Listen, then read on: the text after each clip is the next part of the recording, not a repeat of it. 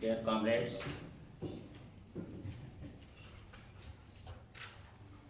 representative of different ECOSOC organizations, the representative of the Bloch Nation, Kashmir Nation, and the other our comrade from different part of the valley. First of all, I would like to thank you for your participation, for your cooperation, for your support.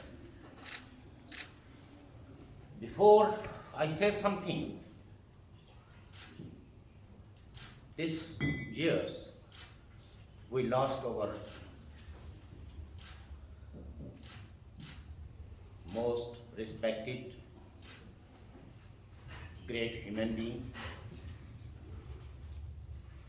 and promoters and protectors of the human rights of the Kashmiri peoples and all over the world, the great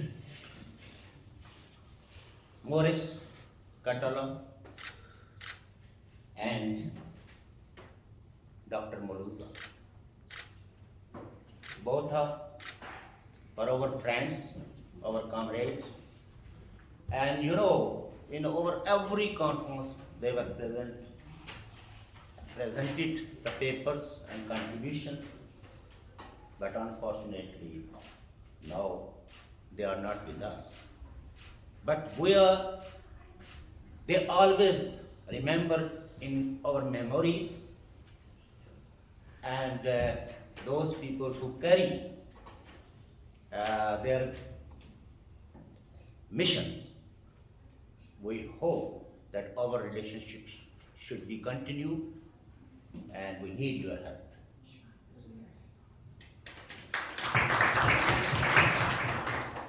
Dear friends,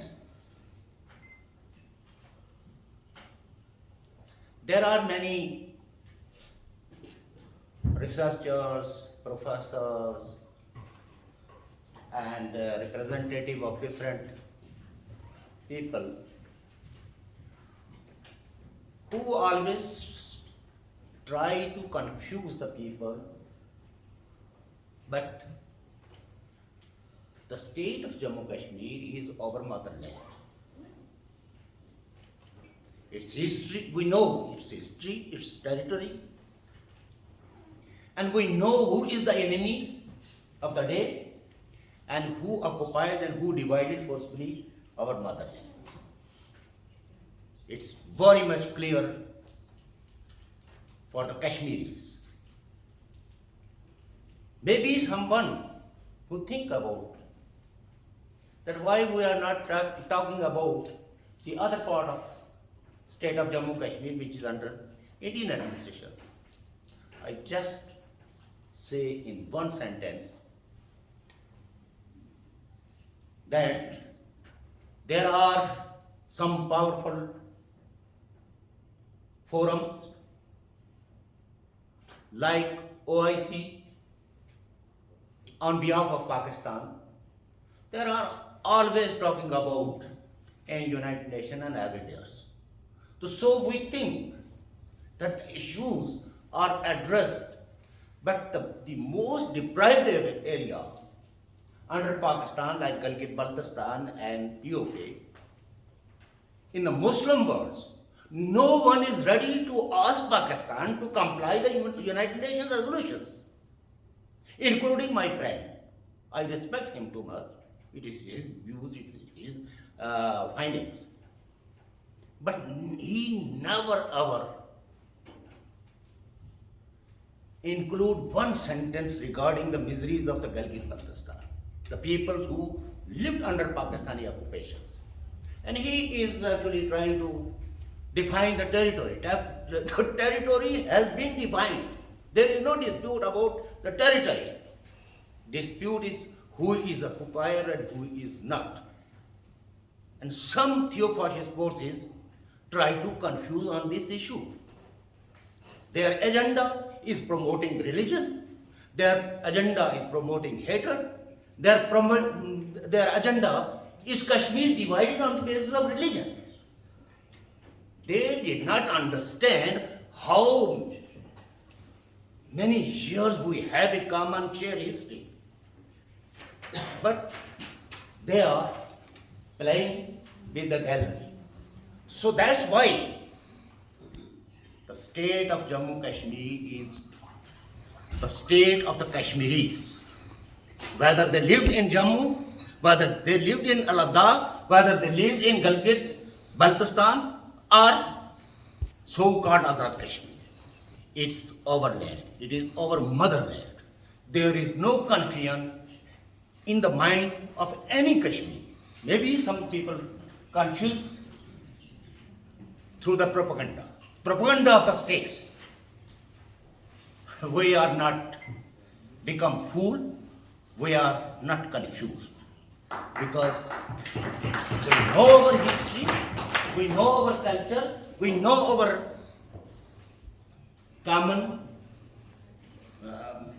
commonalities. The state of Jammu Kashmir is a one political entity which was forcibly divided by the aggressions, divided by the invaders, and ultimately the case was discussed in United Nations Security Council. Who bring these issues? It was the India. When the Kashmiris said, we have a title, this title gave us the United Nations Security Council. So we should understand what is the jurisprudence of the United Nations resolution. There is no question of the chapter 1 or chapter 2 or chapter 5 or chapter 7. These are all things decided in the mind of the Kashmiris, who is our occupier. Whether Security Council discuss this issue under chapter 5 or chapter 6 or 7. But one thing I must be clear, that both the governments, and especially the Pakistan, was agreed that she would withdraw its troops, vacate the territory which is illegally occupied.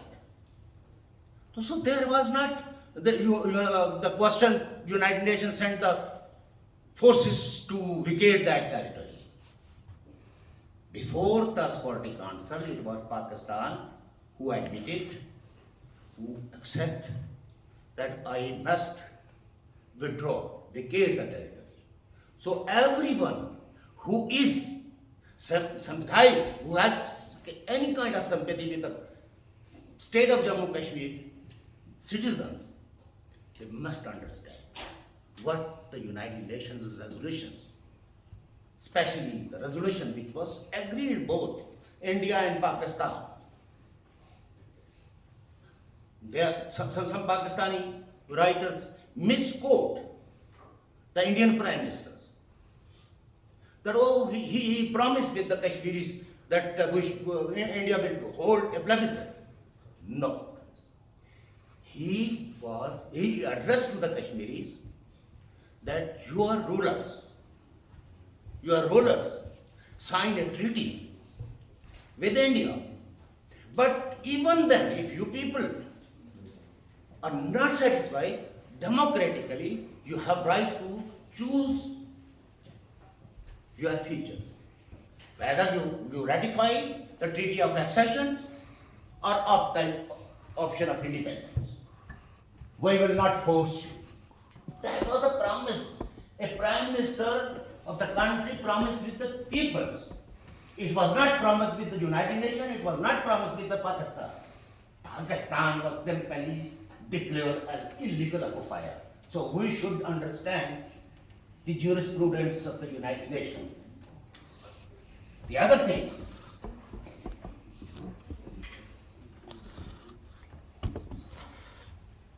Kashmiris are not part of any theo-fascist agenda. It was the people who lived in Meretke, who lived in somewhere else, this Pakistan, who sent them and forced the people to join hands. And this territory, which is known as Azad Kashmir, Mr. Jamil Maqsood actually explained. I don't like to repeat those things which already explained. And I know that you are very tired. But one thing more declared. Why Pakistan officially declared this area is a base camp? What it means? It means that this land is for the training camps. It is for the trainings, military trainings. Pakistan brought some Afghans, some other parts, and give them training, and then send back to destabilize Afghanistan, to destabilize other part of state of Jammu Kashmir. So it is the policy of Pakistan to promoting theofascism. We must understand what is the theofascism. The government did not believe in dialogue. A government is not ready to give the freedom of expression to the people. A state is not ready to give them the democratic rights, not only the Kashmiri, but the Pakistanis. And a civilian government, third-time Prime Minister, elected Prime Minister, he lived in exile. He is not dared to go back, although his brother is now again the Prime Minister. And what Mr. Nawaz Sharif said, in Pakistan, there is some agencies, some forces, they are above the state. Even when they conspired against his government, he just asked these judges, he explained actually everything. These judges of the apex court, they are in the alliance of the deep state. And that deep state actually behaving like the state within state or state above the state. And what he said about the intelligence agencies, because he did not too much brave, he did not name it, but say Khalai Makhluk. What is the meaning of Khalai Makhluk? The angels. Aliens. Huh? Aliens. Aliens ruled us. It is the third time elected Prime Minister said. It is not only Shaukat Kashmiri or my colleagues or my friend. So, most of the period in Pakistan was ruled by the Germans, and still they are in power. And we are living in a periphery. Whole of our nation. Who is responsible? As a neighbor, it was Pakistan and Pakistani policies. They are scattered. They are living under harassment. Their future is still not in terms of better future. A lady, our sister, what she explained. Who was responsible to displace her? It was the Pakistani policies. And all these countries who claim to be a Muslim, but they are always talking about the other one. When a person, a Turkish Democrat, asking for democracy, what is his face? And Pakistan or Saudi Arabia never say one sentence in favor of him. That's why the blows are suffering. Turkey never say, these are our brothers, Muslim brothers. OIC never ever intervene for the rights of the Pashtuns, although they are the Muslims.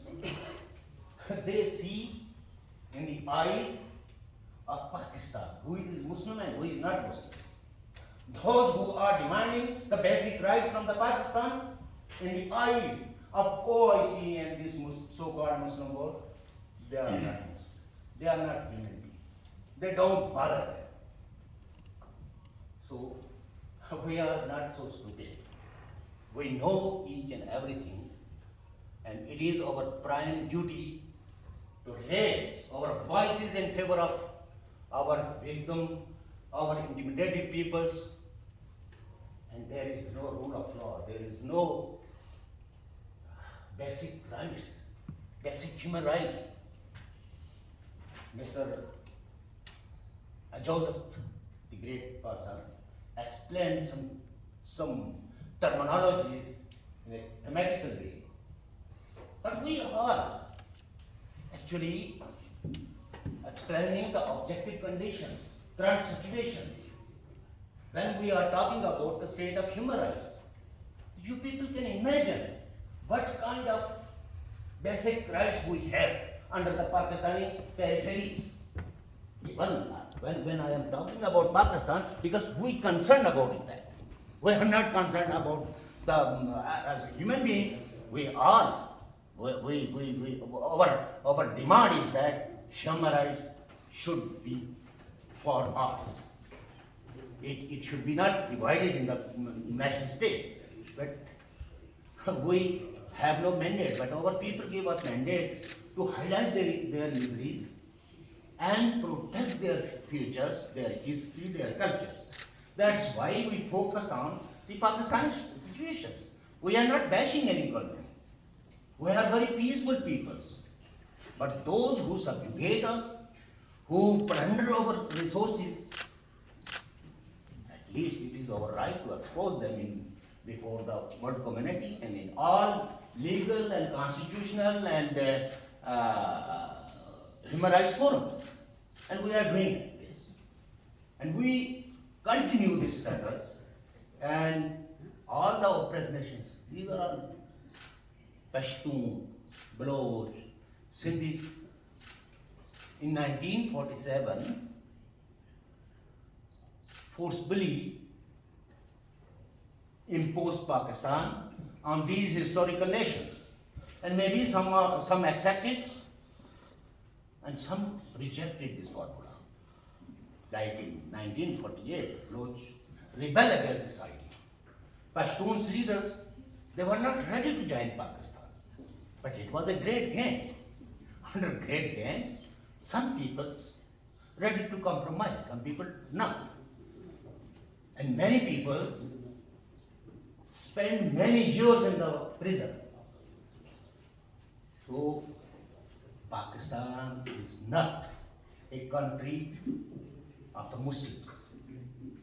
All the Muslims are subjugated and communalized. It is the state policy to communalize them. It is the state policy to radicalize them. And Pakistan policy is not allowed to dialogue with the other sect of the society. It is the Pakistani, it's a Pakistani National Assembly who define our faith. Who is Muslim and who is not Muslim? There is a one sect, Ahmadi. It was declared by the National Assembly that you are no more Muslims. They are still saying, oh no, we have same Quran, we have same Kalma, and we have same tradition, and we believe. Our belief is common. But Pakistani National Assembly asked them, no, we don't believe. You are not Muslim. No other country declared their own peoples in a highest constitutional forum that you are no more Muslims, or you are no more Hindu, or you are no more Christians. And that's why the conversion state in Pakistan, by force, and only the ladies who have 16 years age, 17 years age, they forcibly converted into Islam, but only 16 and 17, not above. A married woman cannot convert, an old person cannot convert, but all the young people, this formula, conversion formula is applied on them. So this situation, those people who claim that they are the representative of women, the human rights defenders, they should sympathetically understand the situation and stand up, because we are human beings, we are same like you, and our women have the same sensitivity. If you privately think about them, Please help them. Thank you very much.